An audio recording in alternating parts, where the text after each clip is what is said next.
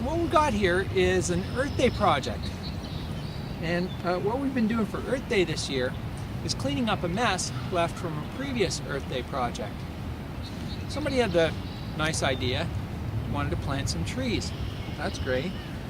But the first dumb mistake they made was they decided they were going to plant the trees out in the playing field where the kids play soccer, fly kites, run around. The trees don't go very well with soccer and kites, but when they got around to the execution, they made it much worse. They put a whole bunch of holes all over the playing field and then didn't plant the trees. So as a consequence, we've got all these ankle spraining holes from one end of the playing field to another.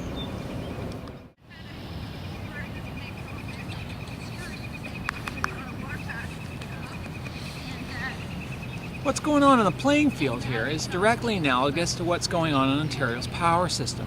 Some good intentions to make improvements in the environmental performance of the power system, but terrible execution.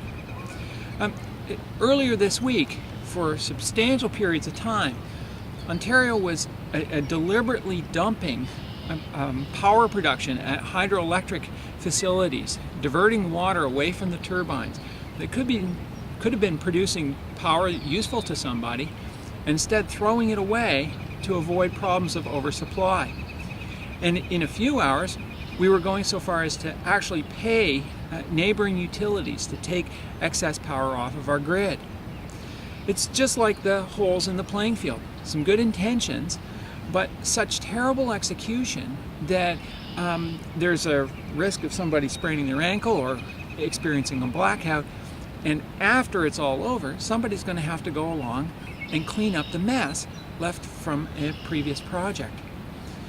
Every day should be Earth Day, and we ought to plant lots of trees, but we shouldn't be careless and foolish about how we do it.